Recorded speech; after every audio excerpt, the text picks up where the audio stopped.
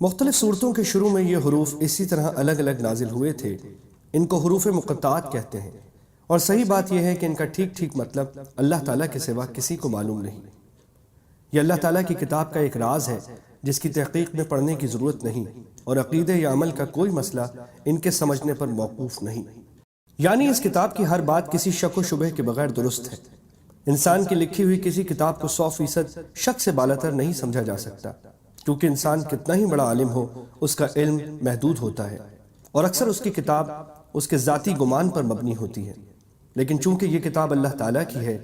جس کا علم لامحدود بھی ہے اور 100% یقینی بھی، اس لیے اس میں کسی شک کی گنجائش نہیں۔ کسی کو شک ہو تو یہ اس کی ناسمجھی کی وجہ سے ہوگا۔ کتاب کی کوئی بات شبہ والی نہیں۔ اگرچہ قرآن کریم نے صحیح راستہ ہر ایک کو دکھایا ہے، خواہ وہ مومن ہو یا کافر، اس لیے اس معنی کے لحاظ سے اس کی ہدایت سب کے لیے ہے۔ لیکن نتیجے کے اعتبار سے دیکھا جائے تو اس ہدایت کا فائدہ انہی کو پہنچتا ہے جو اس کی بات مان کر اس کے تمام احکام اور تعلیمات پر عمل کرے۔ اس لیے یہ فرمایا گیا کہ یہ ہدایت ہے ڈر رکھنے والوں کے لیے جو بے دیکھی چیزوں پر ایمان لاتے ہیں۔ الخاتم۔ ڈر رکھنے کا مطلب یہ ہے کہ انسان یہ بات ہمیشہ پیش نظر رکھے کہ اسے ایک دن اللہ کے حضور اپنے تمام اعمال کا جواب دینا ہے، لہٰذا مجھے کوئی ایسا کام نہ کرنا چاہیے جو اس کی ناراضی کا باعث ہو۔ اسی خوف اور دھیان کا نام تقویٰ ہے۔ بے دیکھی چیزوں کے لیے قرآن کریم نے غیب کا لفظ استعمال فرمایا ہے۔ اس سے مراد وہ چیزیں ہیں جو آنکھوں سے دکھائی نہیں دیتی، نہ ہاتھ سے چھو کر یا ناک سے سونگھ کر انہیں محسوس کیا جا سکتا ہے، بلکہ وہ صرف اور صرف اللہ تعالیٰ کی وحی کے ذریعے معلوم ہوتی ہیں۔ یعنی یا تو قرآن کریم میں ان کا ذکر ہے یا آن حضرت صلی اللہ علیہ وسلم نے وحی کے ذریعے وہ باتیں معلوم کر کے ہمیں بتائی ہیں، مثلاً اللہ تعالیٰ کی صفات، جنت و دوزخ کے حالات، فرشتے وغیرہ۔ یہاں اللہ کے نیک بندوں کی یہ تعریف کی جا رہی ہے کہ یہ لوگ صرف اللہ تعالیٰ اور اس کے رسول صلی اللہ علیہ وسلم کے ارشادات پر یقین کر کے ان چیزوں کو دل سے مانتے ہیں جو انہوں نے آنکھوں سے نہیں دیکھی۔ یہ دنیا چونکہ امتحان کی جگہ ہے، اس لیے اگر یہ چیزیں آنکھوں سے نظر آ جاتی اور پھر کوئی شخص ان پر ایمان لاتا تو کوئی امتحان نہ ہوتا۔ اللہ تعالیٰ نے ان چیزوں کو انسان کی نگاہ سے پوشیدہ رکھا ہے، لیکن ان کے وجود کے بے شمار دلائل مہیا فرما دیے ہیں کہ جب کوئی شخص ذرا انصاف سے غور کرے گا تو ان باتوں پر ایمان لے آئے گا اور امتحان میں کامیاب ہوگا۔ قرآن کریم نے بھی وہ دلائل بیان فرمائے جو انشاءاللہ آگے آتے رہیں گے۔ ضرورت صرف اس بات کی ہے کہ قرآن کریم کو حق طلبی کے جذبے سے غیر جانبدار ہو کر پڑھا جائے اور یہ خیال دل میں رکھا جائے کہ یہ معاملہ ایسا نہیں ہے کہ اس میں لاپرواہی برتی جائے۔ یہ انسان کی ہمیشہ کی زندگی کی بہتری اور تباہی کا معاملہ ہے، لہٰذا یہ ڈر دل میں ہونا چاہیے کہ کہیں میری نفسانی خواہشات قرآن کریم کے دلائل ٹھیک سمجھنے میں رکاوٹ نہ بن جائیں۔ اس لیے مجھے اس کی دی ہوئی ہدایت کو تلاش حق کے جذبے سے پڑھنا چاہیے اور پہلے سے دل میں جمے ہوئے خیالات سے ذہن کو خالی کر کے پڑھنا چاہیے تاکہ مجھے واقعی ہدایت نصیب ہو۔ یہ ہدایت ہے ڈر رکھنے والوں کے لیے کا ایک مطلب یہ بھی ہے۔ جو لوگ قرآن کریم کی ہدایت سے فائدہ اٹھاتے ہیں، یہاں ان کی اہم صفات بیان فرمائی گئی ہیں۔ ان میں سب سے پہلی صفت تو یہ ہے کہ وہ غیب یا اندیکھی چیزوں پر ایمان لاتے ہیں، جس کی تفصیل پیچھے گزری۔ اس میں تمام ایمانیات داخل ہو گئے، جس کا خلاصہ یہ ہے کہ جو کچھ اللہ تعالیٰ نے قرآن کریم میں بیان فرمایا یا جو کچھ نبی اکرم صلی اللہ علیہ وسلم نے ارشاد فرمایا، ان سب پر ایمان لاتے ہیں۔ دوسری چیز نماز قائم کرنا بیان کی گئی جو بدنی عبادتوں میں سب سے اہم ہے، اور تیسری چیز اپنے مال میں سے اللہ تعالیٰ کے راستے میں خرچ کرنا ہے، جس میں زکوٰۃ و صدقات آ جاتے ہیں جو مالی عبادت ہے۔ یعنی اس بات پر ایمان رکھتے ہیں کہ جو وحی حضور اقدس صلی اللہ علیہ وسلم پر اتاری گئی وہ بھی بالکل سچی ہے، اور جو آپ سے پہلے انبیاء کرام علیہم السلام مثلاً حضرت موسیٰ یا حضرت عیسیٰ علیہم السلام پر نازل کی گئی تھی وہ بھی بالکل سچی تھی، اگرچہ بعد میں لوگوں نے اسے ٹھیک محفوظ نہ رکھا بلکہ اس میں تحریف کر دی۔ اس آیت میں ایک لطیف اشارہ اس طرف بھی موجود ہے کہ وحی کا سلسلہ آن حضرت صلی اللہ علیہ وسلم پر ختم ہو گیا۔ آپ کے بعد کوئی ایسا شخص پیدا نہیں ہوگا جس پر وحی آئے یا اسے پیغمبر بنایا جائے، کیونکہ یہاں اللہ تعالیٰ نے صرف آن حضرت صلی اللہ علیہ وسلم پر نازل ہونے والی وحی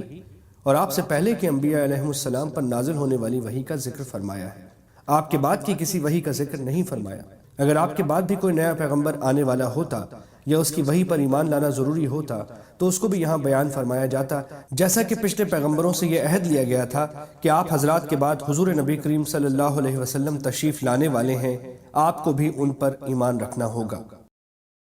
آخرت سے مراد وہ زندگی ہے جو مرنے کے بعد حاصل ہوگی اور جو ہمیشہ کے لیے ہوگی، اور اس میں ہر بندے کو دنیا میں بھی کیے ہوئے اعمال کا حساب دینا ہوگا اور اسی کی بنیاد پر یہ فیصلہ ہوگا کہ وہ جنت میں جائے گا یا جہنم میں۔ اگرچہ یہ آخرت بھی ان اندیکھی چیزوں میں شامل ہے جس پر ایمان لانے کا ذکر سب سے پہلے کیا گیا تھا، لیکن آخر میں اسے علیحدہ کر کے خصوصی اہمیت کے ساتھ ذکر کیا گیا ہے۔ شاید اس کی وجہ یہ ہے کہ آخرت کا عقیدہ ہی در حقیقت انسان کی سوچ اور اس کی عملی زندگی کو صحیح راستے پر رکھتا ہے۔ جو انسان یہ یقین رکھتا ہو کہ ایک دن مجھے اللہ کے سامنے پیش ہو کر اپنے ہر عمل کا جواب دینا ہے، وہ کسی گناہ یا جرم کے ارتکاب پر کبھی ڈھٹائی کے ساتھ آمادہ نہیں ہوگا۔ یہاں ان کافروں کا ذکر ہو رہا ہے جنہوں نے یہ طے کر لیا تھا کہ چاہے کتنے واضح اور روشن دلائل ان کے سامنے آ جائیں، وہ کبھی آن حضرت صلی اللہ علیہ وسلم کی دعوت پر ایمان نہیں لائیں گے۔ حضرت عبداللہ بن عباس رضی اللہ عنہما نے اس آیت کی تفسیر میں فرمایا کہ یہ وہ لوگ ہیں جو کفر پر اڑ گئے ہیں۔ ترجمے میں کفر اپنا لیا ہے کہ الفاظ اسی مفہوم کو ادا کرنے کے لیے استعمال کیے گئے ہیں۔ ڈرانا انذار کا ترجمہ کیا گیا ہے۔ قرآن کریم نے انبیاء کرام علیہم السلام کی دعوت کو بکثرت ڈرانے سے تعبیر فرمایا ہے، کیونکہ انبیاء کرام علیہم السلام لوگوں کو کفر اور بدعمالیوں کے برے انجام سے ڈراتے ہیں۔ لہٰذا آیت کا مطلب یہ ہوا کہ آپ چاہے ان کو دعوت دیں یا نہ دیں، ان کے سامنے دلائل پیش کریں یا نہ کریں، چونکہ انہوں نے تہیہ کر رکھا ہے کہ کوئی بات ماننی نہیں ہے، اس لیے وہ ایمان نہیں لائیں گے۔ اس آیت میں یہ واضح فرمایا گیا ہے کہ ضد اور ہٹ دھرمی بڑی خطرناک چیز ہے۔ اگر کوئی شخص ناواقفیت یا غفلت وغیرہ کی وجہ سے کسی غلطی کا ارتکاب کرے تو اس کی اصلاح کی امید ہو سکتی ہے، لیکن جو شخص غلطی پر اڑ جائے اور یہ تہیہ کر لے کہ کسی بھی حالت میں بات نہیں ماننی، تو اس کی ضد کا آخری انجام یہ ہوتا ہے کہ اللہ تعالیٰ کی طرف سے اس کے دل پر مہر لگا دی جاتی ہے، جس کے بعد اس سے حق کو قبول کرنے کی صلاحیت ہی ختم ہو جاتی ہے۔ اللہ تعالیٰ اس حالت سے محفوظ رکھے۔ لہٰذا اس پر یہ شبہ نہیں ہونا چاہیے کہ جب خود اللہ تعالیٰ نے ان کے دل پر مہر لگا دی تو وہ معذور ہو گئے، اس لیے کہ یہ مہر لگانا خود انہی کی ضد اور یہ تہیہ کرنے کا نتیجہ ہے کہ حق بات نہیں ماننی۔ سورت کے شروع میں پہلے مومنوں کے اوصاف اور ان کا انجام بیان فرمایا گیا، پھر ان لوگوں کا ذکر ہوا جو کھلے کافر ہیں۔ اب یہاں سے ایک تیسرے گروہ کا بیان ہو رہا ہے جسے منافق کہا جاتا ہے۔ یہ لوگ ظاہر میں تو اپنے آپ کو مسلمان کہتے تھے مگر دل سے مسلمان نہیں ہوئے تھے، یعنی بظاہر تو وہ اللہ اور مسلمانوں کو دھوکہ دینا چاہتے ہیں، لیکن حقیقت یہ ہے کہ وہ خود اپنے آپ کو دھوکہ دے رہے ہیں، کیونکہ اس دھوکے کا انجام خود ان کے حق میں برا ہوگا۔ وہ سمجھ رہے ہیں کہ اپنے آپ کو مسلمان ظاہر کر کے وہ کفر کے دنیاوی انجام سے بچ گئے، حالانکہ آخرت میں ان کو جو عذاب ہوگا وہ دنیا کے عذاب سے زیادہ سنگین ہے۔ یہ وہی بات ہے جو پیچھے آیت نمبر 7 میں کہی گئی تھی، یعنی شروع میں انہوں نے اپنے اختیار سے اس گمراہی کو اپنایا اور اس پر اڑ گئے، یہ ان کے دل کی بیماری تھی۔ پھر ان کے ضد کے نتیجے میں اللہ تعالیٰ نے ان کی بیماری کو اور بڑھا دیا کہ اب انہیں واقعی ایمان لانے کی توفیق نہیں ہوگی۔ اپنے شیطانوں سے مراد وہ سردار ہیں جو ان منافقین کی سازشوں میں ان کے سربراہ اور رہنما کی حیثیت رکھتے تھے، یعنی اللہ تعالیٰ نے ان کی رسی دراز کر رکھی ہے کہ ان کے دوغلے پن کی فوری سزا دنیا میں انہیں نہیں مل رہی ہے، جس سے وہ سمجھ رہے ہیں کہ ہماری تدبیر کارگر ہو گئی، چنانچہ وہ اپنی اس گمراہی میں اور پختہ ہوتے جا رہے ہیں۔ آخرت میں انہیں ایک دم پکڑ لیا جائے گا، چونکہ اللہ تعالیٰ کا یہ عمل ان کے مذاق کا نتیجہ تھا، اسے یہاں اللہ ان سے مذاق کرتا ہے کہ عنوان سے تعبیر فرمایا گیا ہے۔ یہاں سے ان منافقوں کی مثال دی جا رہی ہے جو اسلام کے واضح دلائل سامنے آنے کے باوجود نفاق کی گمراہی میں پھنسے رہے۔ اسلام کے واضح دلائل کو آگ کی روشنی سے تشبیہ دی گئی ہے کہ جس طرح اس روشنی سے ماحول کی چیزیں صاف نظر آنے لگتی ہیں، اسی طرح اسلام کے دلائل سے حقیقت ان پر واضح ہو گئی، لیکن پھر ضد اور اناد کی وجہ سے اللہ تعالیٰ نے یہ روشنی ان سے سلب کر لی اور وہ دیکھنے کی قوت سے محروم ہو گئے۔ منافقوں کی پہلی مثال تو ان منافقین سے متعلق تھی جو اسلام کے واضح دلائل سامنے آنے کے باوجود خوب سوچ سمجھ کر کفر اور نفاق کا رستہ اختیار کیے ہوئے تھے۔ اب منافقین کے اس گروہ کی مثال دی جا رہی ہے جو اسلام لانے کے بارے میں تذبذب کا شکار تھا۔ جب اسلام کی حقانیت کے دلائل سامنے آتے تو اس کے دل میں اسلام کی طرف جھکاؤ پیدا ہوتا اور وہ اسلام کی طرف بڑھنے لگتے، لیکن جب اسلامی احکام کی ذمہ داریاں اور حلال و حرام کی باتیں سامنے آتی تو وہ اپنی خود غرضی کی وجہ سے رک جاتے۔ یہاں اسلام کو ایک برستی ہوئی بارش سے تشبیہ دی گئی ہے، اور اس میں کفر و شرک کی خرابیوں کا جو بیان ہے اسے اندھیروں سے، اس میں کفر و شرک پر عذاب کی جو دھمکیاں دی گئیں انہیں گرج سے تشبیہ دی گئی ہے۔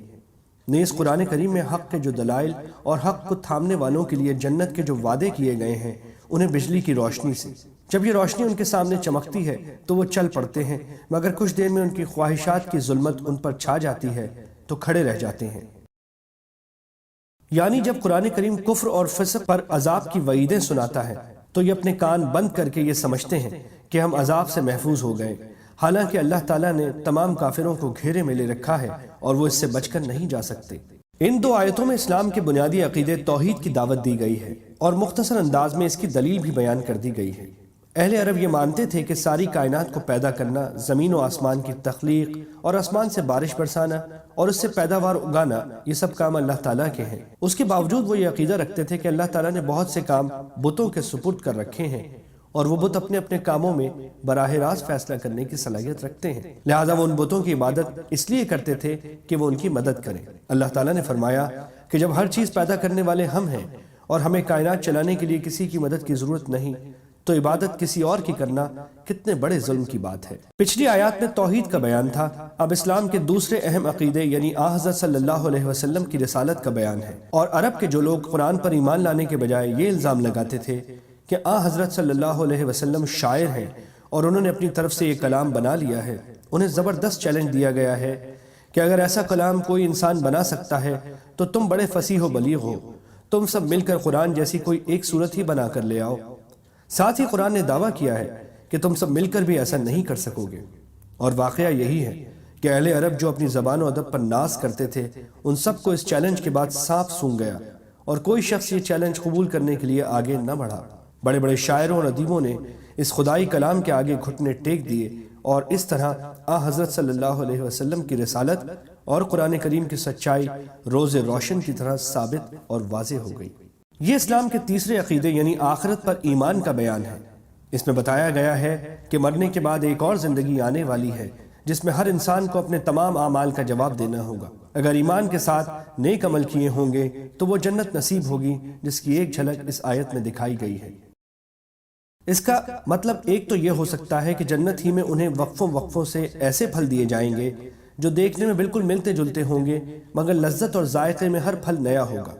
اور دوسرا مطلب یہ بھی ممکن ہے کہ جنت کے پھل دیکھنے میں دنیا کے پھلوں کی طرح ہوں گے، اس لیے انہیں دیکھ کر جنتی یہ کہیں گے کہ یہ تو وہی پھل ہیں جو ہمیں پہلے یعنی دنیا میں ملے تھے، لیکن جنت میں ان کی لذت اور خصوصیات دنیا کے پھلوں سے کہیں زیادہ ہوں گی۔ بعض کافروں نے قرآن کریم پر یہ اعتراض کیا تھا کہ اس میں کچھ مثالیں مکھی، مچھر، مکڑی وغیرہ کی دی گئی ہیں۔ اگر یہ واقعی خدا کا کلام ہوتا تو اس میں ایسی حقیر چیزوں کا ذکر نہ ہوتا۔ ظاہر ہے یہ اعتراض بڑا بے تکا اعتراض تھا، کیونکہ مثال ہمیشہ مضمون کی مناسبت سے دی جاتی ہے۔ اگر کسی حقیر و ذلیل چیز کی مثال دینی ہو تو ایسی ہی کسی چیز سے دی جائے گی جو حقیر و ذلیل ہو۔ یہ کسی کلام کا عیب تو کیا ہوتا، اس کی فصاحت و بلاغت کی دلیل ہے، مگر یہ بات انہی کی سمجھ میں آتی ہے جو طالب حق ہوں اور حق پر ایمان لا چکے ہوں۔ لیکن جنہوں نے کفر کی قسم کھا رکھی ہے انہیں تو ہر بات پر ہر حالت میں اعتراض کرنا ہے، اس لیے وہ ایسی بے تکی باتیں کہتے ہیں۔ یعنی قرآن کریم کی یہی آیتیں جو طالب حق کو ہدایت بخشتی ہیں، ایسی لوگوں کے لیے مزید گمراہی کا سبب بن جاتی ہیں جنہوں نے ضد اور ہٹ دھرمی پر کمر باندھ کر یہ طے کر لیا ہے کہ حق بات ماننی نہیں ہے، کیونکہ وہ ہر نئی آیت کا انکار کرتے ہیں اور ہر آیت کا انکار ایک مستقل گمراہی ہے۔ عہد سے مراد اکثر مفسرین نے وہ عہد الست لیا جس کا ذکر سورہ اعراف میں آنے والا ہے، وہی انشاءاللہ اس کی تفصیل آئے گی۔ یہاں اتنا سمجھ لینا کافی ہے کہ اللہ تعالیٰ نے انسانوں کو پیدا کرنے سے بہت پہلے آنے والی تمام روحوں کو جمع کر کے ان سے پوچھا تھا کہ کیا میں تمہارا پروردگار نہیں ہوں؟ سب نے اللہ تعالیٰ کے پروردگار ہونے کا اقرار کر کے یہ عہد کیا تھا کہ وہ اللہ تعالیٰ کی اطاعت کریں گے۔ پھر اس آیت میں عہد کو پختہ کرنے سے مراد بظاہر یہ ہے کہ ہر دور میں اللہ تعالیٰ کے رسول آتے رہے جو اس عہد کی یاد دلا کر اللہ تعالیٰ کے خالق و مالک ہونے پر دلائل قائم کرتے رہے۔ اس عہد کی ایک اور تشریح بھی ممکن ہے، اور وہ یہ کہ اس سے مراد وہ عملی اور خاموش عہد ٹاسٹ کویننٹ ہے جو ہر انسان پیدا ہوتے ہی اپنے خالق و مالک سے کرتا ہے۔ یہ ایسا ہی ہے جیسے ہر شخص جو کسی ملک میں پیدا ہوتا ہے وہ اس ملک کا شہری ہونے کے ناطے یہ خاموش عہد کرتا ہے کہ وہ اس ملک کے قوانین کا پابند ہوگا، خواہ زبان سے اس نے کچھ نہ کہا ہو، لیکن اس کا کسی ملک میں پیدا ہونا ہی اس عہد کے قائم مقام ہے۔ اس طرح اس کائنات میں جو شخص بھی پیدا ہوتا ہے وہ خود بخود اس عہد کا پابند ہو جاتا ہے کہ وہ اپنے پیدا کرنے والے کی ہدایت کے مطابق زندگی بسر کرے گا۔ اس عہد کے لیے زبان سے کچھ کہنے کی ضرورت نہیں ہے۔ غالباً اسی وجہ سے اگلی آیت میں باری تعالیٰ نے فوراً یہ ارشاد فرمایا کہ تم اللہ تعالیٰ کے ساتھ کفر کا طرز عمل آخر کیسے اختیار کر لیتے ہو، حالانکہ تم بے جان تھے، اسی نے تمہیں زندگی بخشی۔ یعنی اگر ذرا غور کرو تو تنہا یہ بات کہ کسی نے تمہیں پیدا کیا ہے تمہاری طرف سے یہ عہد و پیما ہے کہ تمہارے لیے اس کی نعمتوں کا اعتراف اور اس کے بتائے ہوئے طریقے پر چلنا لازمی ہوگا۔ ورنہ یہ کون سی عقل اور کون سا انصاف ہے کہ پیدا تو اللہ تعالیٰ کرے اور فرما برداری اس کے بجائے کسی اور کی جائے۔ پھر اس خاموش عہد کو مزید پختہ کرنے سے مراد یہ ہے کہ اللہ تعالیٰ اپنے پیغمبروں کے ذریعے متواتر تمہیں اس عہد کی یاد دہانی کراتا رہا ہے، اور ان پیغمبروں نے وہ مضبوط دلائل تمہارے سامنے پیش کیے ہیں جن سے یہ عہد مزید پختہ ہو گیا ہے کہ انسان کو ہر معاملے میں اللہ تعالیٰ کی اطاعت کرنی ہے۔ اس سے مراد رشتہ داروں کے وہ حقوق پامال کرنا ہے جنہیں صلہ رحمی کہا جاتا ہے۔ یہاں اللہ تعالیٰ نے ان کافروں کی 3 صفات بیان فرمائی ہیں۔ ایک یہ کہ وہ اللہ سے کیا ہوا عہد توڑتے ہیں، دوسرے یہ کہ وہ رشتہ داروں کے حقوق پامال کرتے ہیں، اور تیسرے یہ کہ زمین میں فساد مچاتے ہیں۔ ان میں سے پہلی چیز اللہ تعالیٰ کے حقوق سے متعلق ہے، یعنی نہ وہ اللہ تعالیٰ کے بارے میں وہ عقیدہ رکھتے ہیں جو رکھنا چاہیے، اور نہ اس کی وہ عبادت کرتے ہیں جو ان پر فرض ہے۔ دوسری اور تیسری چیز کا تعلق حقوق العباد سے ہے۔ اللہ تعالیٰ نے مختلف رشتوں کے جو حقوق مقرر فرمائے ہیں ان کی ٹھیک ٹھیک ادائیگی سے ہی ایک پاکیزہ معاشرہ وجود میں آتا ہے، اور اگر ان رشتوں کو کاٹ کر باپ بیٹے، بھائی بھائی، شوہر اور بیوی ایک دوسرے کے حقوق پامال کرنا شروع کر دیں تو وہ خاندانی نظام تباہ ہو جاتا ہے جس پر ایک صحت مند تمدن کی بنیاد قائم ہوتی ہے۔ لہٰذا اس کا لازمی نتیجہ زمین میں فساد کی صورت میں نکلتا ہے۔ اسی لیے قرآن کریم نے رشتوں کو کاٹنے اور زمین میں فساد مچانے کو سورہ محمد میں بھی ایک ساتھ ملا کر ذکر فرمایا ہے۔ انسان کو توجہ دلائی جا رہی ہے کہ وہ کائنات کی جتنی چیزوں سے فائدہ اٹھاتا ہے سب اللہ تعالیٰ کی عطا فرمائی ہوئی ہیں۔ ان میں سے ہر چیز اس کی توحید کی گواہی دے رہی ہے، اس کے باوجود اس کے ساتھ کفر کا رویہ اختیار کرنا کتنی بڑی ناشکری ہے۔ اسی آیت سے فقہا نے یہ اصول بھی مستنبط کیا ہے کہ دنیا کی ہر چیز اصل میں حلال ہے، اور جب تک کسی چیز کی حرمت پر کوئی دلیل نہ ہو اس وقت تک اس کو حلال ہی سمجھا جائے گا۔ آیت 21 اور 22 میں صرف اللہ تعالیٰ کی عبادت واجب ہونے کی نہایت مختصر اور سادہ مگر مضبوط دلیل یہ دی گئی تھی کہ جس نے تمہیں پیدا کیا ہے وہی عبادت کا مستحق ہے۔ آیت 28 میں کافروں کے کفر پر تعجب کا اظہار بھی اسی بنا پر کیا گیا تھا۔ اب انسان کی پیدائش کا پورا واقعہ بیان کر کے اس دلیل کو مزید پختہ کیا جا رہا ہے۔ آیت میں خلیفہ سے مراد انسان ہے، اور اس کے خلیفہ ہونے کا مطلب یہ ہے کہ وہ زمین میں اللہ تعالیٰ کے احکام پر خود بھی عمل کرے اور اپنی طاقت کے مطابق دوسروں سے بھی کروانے کی کوشش کرے۔ فرشتوں کے سوال کا منشا خدا نخواستہ کوئی اعتراض کرنا نہیں تھا، بلکہ وہ حیرت کر رہے تھے کہ ایک ایسی مخلوق کو پیدا کرنے میں کیا حکمت ہے جو نیکی کے ساتھ بدی کی صلاحیت بھی رکھتی ہوگی، جس کے نتیجے میں زمین پر فساد پھیلنے کا امکان ہوگا۔ مفسرین نے یہ بھی بیان کیا ہے کہ انسان سے پہلے زمین پر جنات پیدا کیے گئے تھے اور انہوں نے آپس میں لڑ لڑ کر ایک دوسرے کو ختم کر ڈالا تھا۔ فرشتوں نے سوچا کہ شاید انسان کا انجام بھی ایسا ہی ہو۔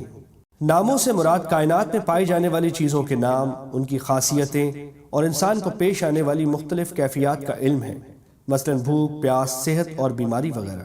اگرچہ آدم علیہ السلام کو ان چیزوں کی تعلیم دیتے وقت فرشتے بھی موجود تھے، لیکن چونکہ ان کی فطرت میں ان چیزوں کی پوری سمجھ نہیں تھی، اس لیے جب ان کا امتحان لیا گیا تو وہ جواب نہیں دے سکے، اور اس طرح اللہ تعالیٰ نے عملی طور پر انہیں باور کرا دیا کہ جو کام اس نئی مخلوق سے لینا مقصود ہے وہ فرشتے انجام نہیں دے سکتے۔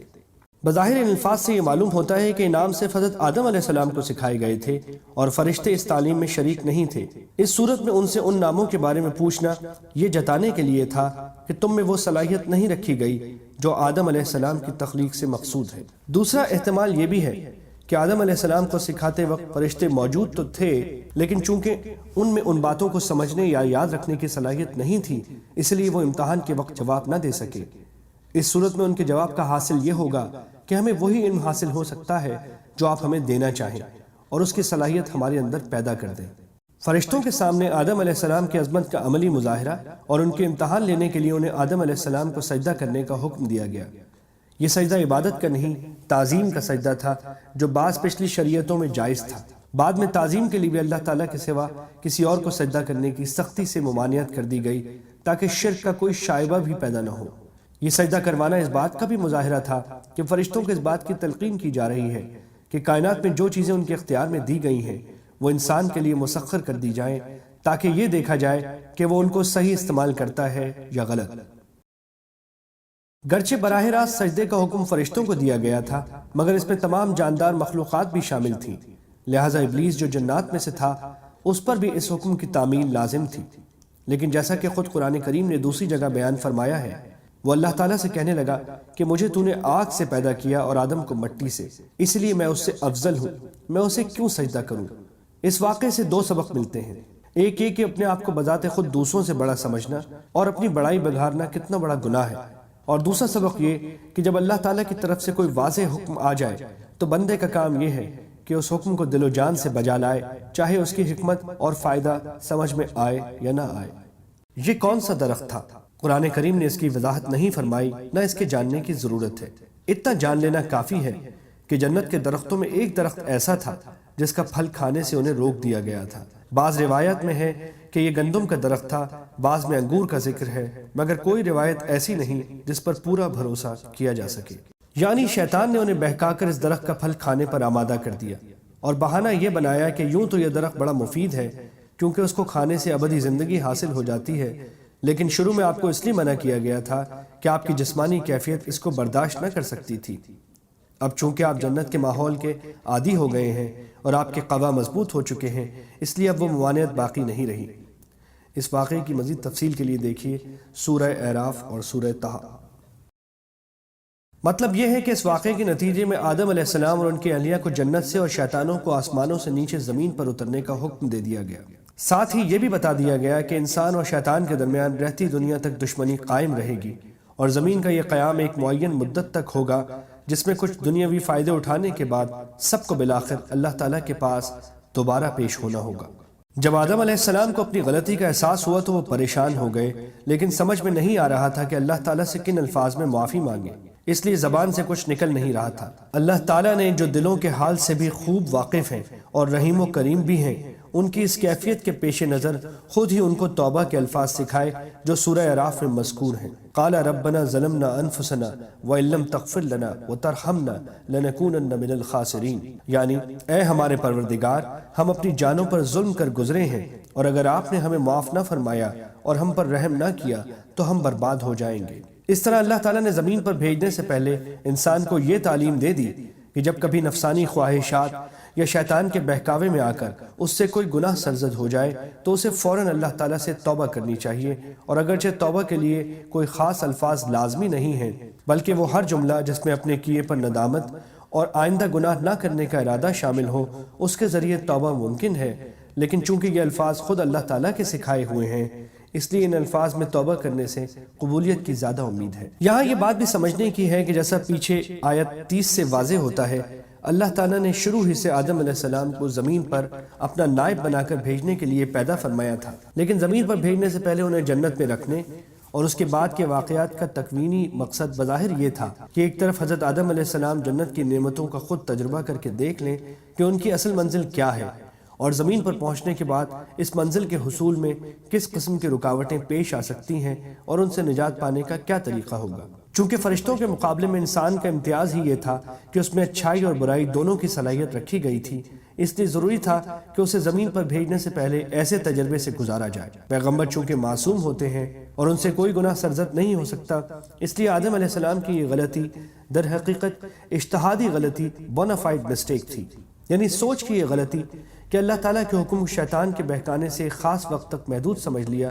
ورنہ اللہ تعالیٰ کی کھلی نافرمانی کا ہرگز ان سے تصور نہیں کیا جا سکتا۔ تاہم چونکہ یہ قصور بھی ایک پیغمبر کے شایان شان نہ تھا، اس لیے اسے بعض آیات میں گناہ یا حکم عدولی سے تعبیر کیا گیا ہے اور اس پر توبہ کی تلقین فرمائی گئی ہے۔ ساتھ ہی زیر نظر آیت میں بھی یہ واضح کر دیا گیا کہ اللہ تعالیٰ نے ان کی توبہ قبول فرما لی، اور اس طرح اس عیسائی عقیدے کی تردید فرما دی گئی کہ جس کا کہنا یہ ہے کہ آدم علیہ السلام کا یہ گناہ ہمیشہ کے لیے انسان کی سرش میں داخل ہو گیا تھا، جس کے نتیجے میں ہر بچہ ماں کے پیٹ سے گناہ گار پیدا ہوتا ہے، اور اس مشکل کے حل کے لیے اللہ تعالیٰ کو اپنا بیٹا دنیا میں بھیج کر اسے قربان کرنا پڑا تاکہ وہ ساری دنیا کے لیے کفارہ بن سکے۔ قرآن کریم نے دو ٹوک الفاظ میں اعلان فرما دیا کہ اللہ تعالیٰ نے ان کی توبہ قبول فرما لی تھی، اس لیے نہ وہ گناہ باقی رہا تھا، نہ اس کے اولاد آدم کی طرف منتقل ہونے کا کوئی سوال ہے، کیونکہ اللہ تعالیٰ کے قانون عدل میں ایک شخص کے گناہ کا بوجھ دوسرے کے سر پر نہیں ڈالا جاتا۔ اسرائیل حضرت یعقوب علیہ السلام کا دوسرا نام ہے، ان کی اولاد کو بنی اسرائیل کہا جاتا ہے۔ تمام تر یہودی اور اکثر عیسائی اسی نسل سے تعلق رکھتے تھے۔ مدینہ منورہ میں یہودیوں کی اچھی خاصی تعداد آباد تھی، اور رسول اکرم صلی اللہ علیہ وسلم نے مدینہ منورہ پہنچنے کے بعد نہ صرف ان کو اسلام کی دعوت دی تھی بلکہ ان سے امن کا معاہدہ بھی فرمایا تھا۔ لہٰذا اس مدنی صورت میں زیر نظر آیت سے آیت 143 تک مسلسل بنی اسرائیل کا تذکرہ ہے، جس میں انہیں اسلام کی دعوت بھی دی گئی ہے اور ان کو نصیحت کرنے کے ساتھ ان کی بدعنوانیوں پر متنبہ بھی کیا گیا ہے۔ شروع میں ان کو یاد دلایا گیا ہے کہ اللہ تعالیٰ نے ان پر کیسے کیسے انعامات فرمائے تھے۔ اس کا تقاضا یہ تھا کہ وہ اللہ تعالیٰ کے شکر گزار ہو کر اس عہد کو پورا کرتے جو اللہ تعالیٰ نے ان سے لیا تھا کہ وہ تورات پر ٹھیک ٹھیک عمل کریں گے اور اللہ کے بھیجے ہوئے ہر نبی پر ایمان لائیں گے، لیکن انہوں نے تورات پر عمل کرنے کے بجائے اس کی من مانی تعویلیں شروع کر دیں اور اس کے احکام کو بدل ڈالا۔ چونکہ اس طرز عمل کی ایک وجہ یہ بھی تھی کہ حق کو قبول کرنے کی صورت میں انہیں اپنے ہم مذہب لوگوں کا ڈر تھا کہ کہیں وہ ان سے بدظن نہ ہو جائے، اس لیے ان دو آیتوں کے آخر میں فرمایا گیا ہے کہ مخلوق سے ڈرنے کے بجائے انہیں اللہ سے ڈرنا چاہیے اور اللہ کے سوا کسی کا خوف دل میں نہیں رکھنا چاہیے۔ بنی اسرائیل کو یاد دلایا جا رہا ہے کہ قرآن کریم وہی دعوت لے کر آیا ہے جو تورات اور انجیل کی دعوت تھی، اور جن آسمانی کتابوں پر وہ ایمان رکھتے ہیں قرآن کریم انہیں جھٹلانے کے بجائے دو طرح سے ان کی تصدیق کرتا ہے۔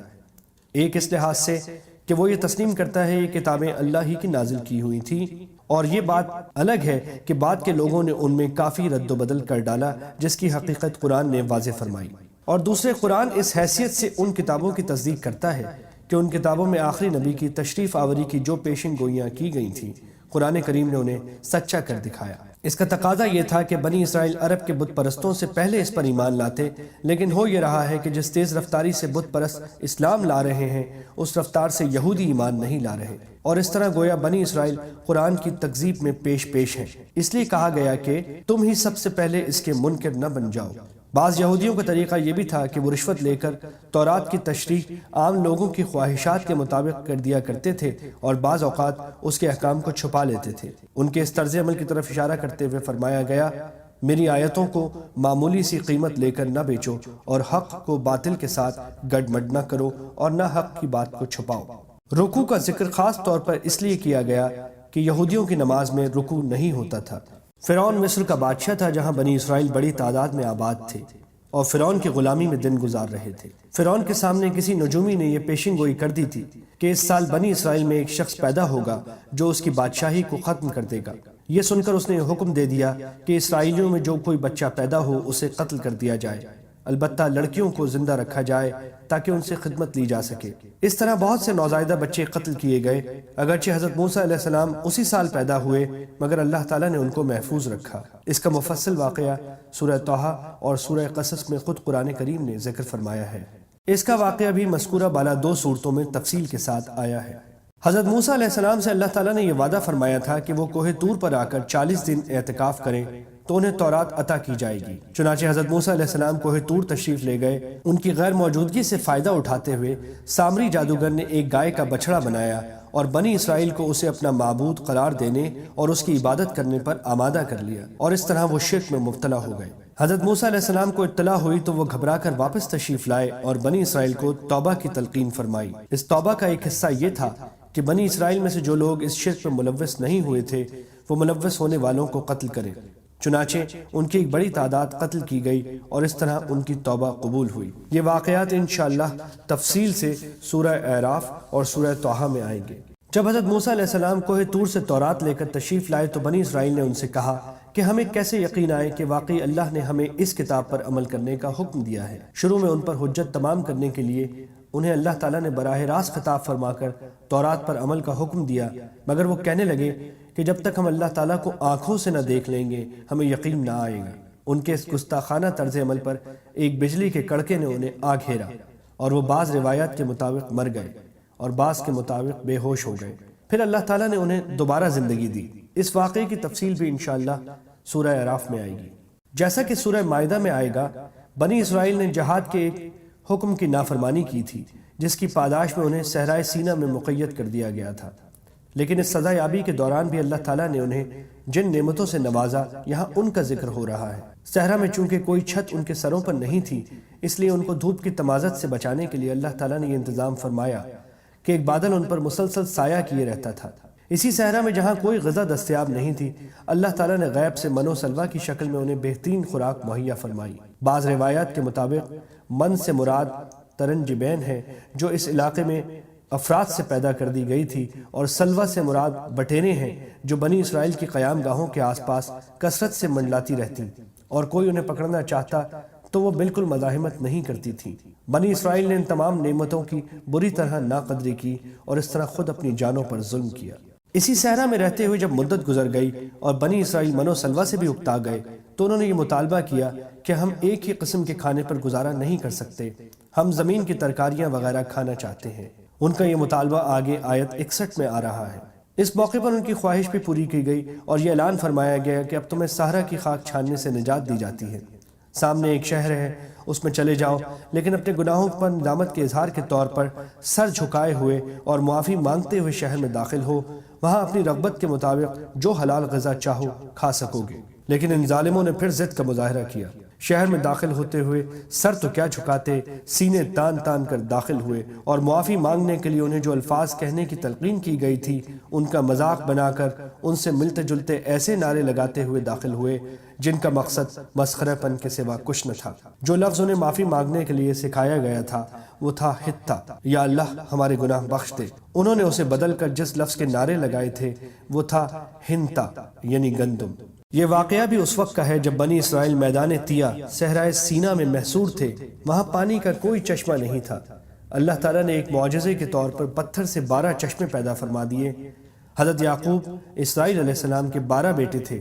ہر بیٹے کی اولاد ایک مستقل قبیلہ بن گئی اور اس طرح بنی اسرائیل 12 قبیلوں میں تقسیم ہو گئے۔ اللہ تعالیٰ نے ہر قبیلے کے لیے ایک الگ چشمہ جاری فرما دیا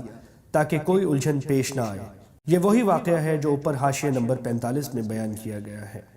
بنی اسرائیل پر اللہ تعالیٰ کے انعامات اور ان کی نافرمانیوں کے تذکرے کے بیچ میں یہ آیت کریمہ بنی اسرائیل کے ایک باطل گھمنڈ کی تردید کے لیے آئی ہے۔